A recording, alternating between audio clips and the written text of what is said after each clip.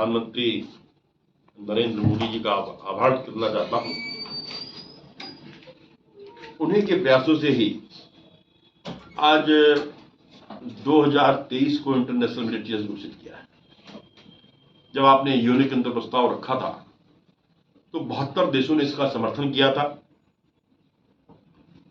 और आज international military year की शुरुआत आज दिल्ली में हुई। कॉन्फ्रेंस में मुझे आने का मौका मिला। उसमें कई देशों के कृषि मंत्री, कई प्रदेशों के कृषि मंत्री, एम्बेसडर, प्रमुख लोग वहां पर थे। और जैसा कि मोदी जी ने अपने उद्बोधन में कहा, अब मिलेट्स के लिए ज़्यादा पेस्टिसाइड की आवश्यकता नहीं होती, मिलेट्स के लिए ज़्यादा पानी की आवश्यकता नहीं होती और मिलेट्स पौष्टिक दृष्टि से इतना लाभदायक है कि अगर कोई आदमी सपोज मडवे की रोटी जो खाता है उसे कभी शुगर नहीं होती, जो झिंगुरा खाता है। अगर आपने देखा होगा पुराने समय में हमारे बुजुर्गों की जो आयु होती थी 100 वर्ष से ऊपर होती थी, क्योंकि वो ये मोटा अनाज खाते थे। और धीरे धीरे ये मोटा अनाज समाप्त होने लगा, लोग वेस्टर्न फूड की तरफ चलने लगे। यही कारण है कि तरह तरह की बीमारियां होने लग गई। लेकिन आज चाहे दिल्ली की सरकार हो, चाहे हमारे प्रदेश की पुष्कर सिंह धामी की सरकार हो, मिलेट्स को प्रोत्साहित कर रही है। मैं आभार करना चाहता हूं माननीय मुख्यमंत्री जी का और माननीय वित्त मंत्री जी का कि हमारे बजट में मिलेट्स के लिए अलग से प्रावधान किया गया। हमने अभी विधानसभा सत्र में एक श्री अन्न भोज वहां पर आयोजित किया था, जिसमें हजारों लोगों ने श्री अन्न का सेवन किया। और मैं आभार व्यक्त करना चाहता हूं माननीय प्रधानमंत्री जी का कि मडवे का एमएसपी सबसे पहले किसी राज्य में घोषित हुआ है तो उत्तराखंड आज 35 रुपया 78 पैसा मडवे का हमने एमएसपी घोषित किया है। और मैं आभार करना चाहता हूं माननीय मोदी जी का कि राष्ट्रीय खाद्य सुरक्षा में जो हम 5 किलो फ्री राशन हम देते हैं, उत्तराखंड के अंदर 13 लाख कार्ड धारकों को हम फ्री राशन दे रहे हैं, उसमें हम 1 किलो मडवा देंगे। इसको देने का आशय यह है कि लोग को ये लगे कि हम अगर मडवा बोएंगे तो उसकी खपत होगी, 13 लाख तो सरकारी देगी, अन्य संस्थाएं देंगी। हमने मिड डे मील में झिंगुरे को शामिल किया है और किसान को उसके मिलेट्स का सही दाम मिले। अक्सर देखने में आता है कि हमारा जो पहाड़ का किसान होता है गरीब होता है, कमजोर होता है। जो प्राइवेट प्लेयर हैं, व्यापारी हैं, उनसे कुछ एडवांस लेने की मजबूरी होती है। उसके बाद उससे 22-23 रुपया किलो मडवा खरीद कर अभी 34-35 रुपये बेचते हैं। हमारी सरकार ने इसको समाप्त कर दिया है। जहां मंडी समिति व सहकारी समिति के माध्यम से मडवा खरीद रहे हैं, वहीं हमने तय किया है कि हमारे जो स्वयं सहायता समूह है, क्योंकि ग्राम विकास विभाग मेरे पास है, 60,000 से अधिक स्वयं सहायता समूह यहाँ पर चल रहे हैं, जिसमें 6 लाख से अधिक बहनें से जुड़ी हुई हैं। हमने कहा कि हमारी स्वयं सहायता समूह की बहनें किसान के घर जाकर, किसान के पास जाकर मडवा खरीदेंगी,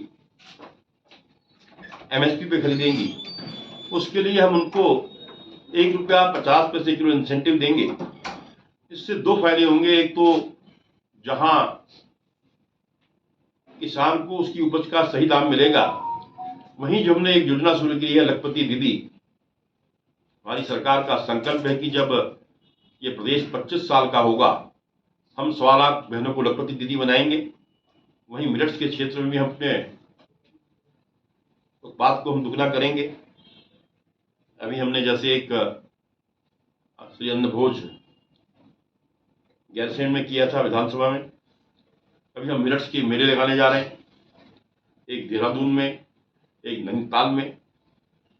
और हमने ये भी निश्चित किया है कि जितने भी सरकारी आयोजन होंगे उसमें मिलेट्स प्रस्तुत किया जाएगा, मिलेट्स का भोज होगा। ये हमने निश्चित किया है ताकि मिलेट्स की ओर लोग ज़्यादा आकर्षित हों। सर, आपने बजट सत्र की बात की, गैरसैंण में ये बजट सत्र हुआ, लेकिन इस पूरे बजट सत्र को लेकर हरीश रावत है, पूर्व मुख्यमंत्री, उन्होंने तंज कसा है और कहा है कि सरकार को ठंड ज्यादा लगी इसलिए कुछ दिन पहले ही सत्र खत्म करके नीचे भाग गई। मैं सौभाग्य कहूँ या दुर्भाग्य कहूँ कि माननीय हरीश रावत जी सदन के सदस्य नहीं,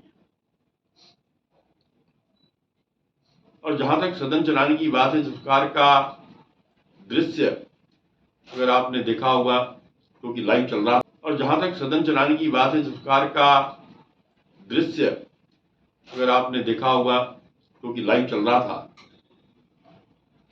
हमारे कांग्रेस के मित्रों ने प्रस्तुत किया, वो लोकतंत्र का भी अपमान है, क्योंकि विधानसभा नियम व कायदे कानून पर चलती है और पीठ के निर्देशन पर चलती है। जिस प्रकार नाम लेना उचित नहीं है, लेकिन आपने टीवी में देखा होगा, विधानसभा के अंदर पीठ का एक अपना रोल होता है, पीठ की एक अपनी गरिमा होती है। पीठ का अपमान करना, और पीठ में वो भी एक महिला जो अध्यक्ष की पीठ पर हो, उसके लिए आपत्तिजनक शब्दों का प्रयोग करना, ये निंदनीय है। इसकी जितना भी निंदा की जाए कम है। और जहां तक हरीश रावत की बात है,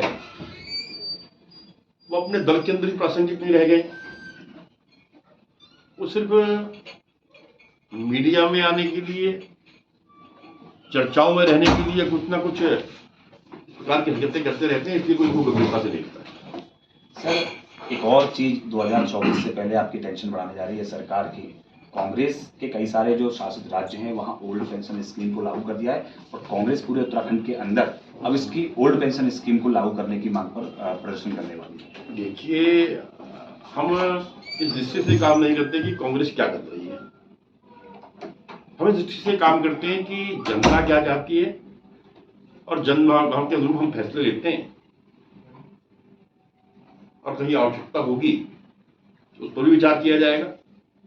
लेकिन ये कहें कि कांग्रेस क्या कर रही है, आज पूरे देश के अंदर विकलांग पेंशन, वृद्धावस्था पेंशन अगर कहीं है तो सबसे ज्यादा उत्तराखंड के अंदर है, 1500 रुपये हम देते हैं, और राज्यों में 1000 है। आज आंगनबाड़ी वर्करों का मानदेय सबसे ज्यादा हमारे प्रदेश के अंदर है। हमने, हमारे प्राण मित्र है, उनका मानदेय बहुत से बढ़ाया है। तो हम इस दृष्टि से काम नहीं करते कि कांग्रेस क्या कर रही है, हम जन भावना के रूप फैसले लेते हैं, और समय आने पर जो होगा निर्णय लिया जाएगा।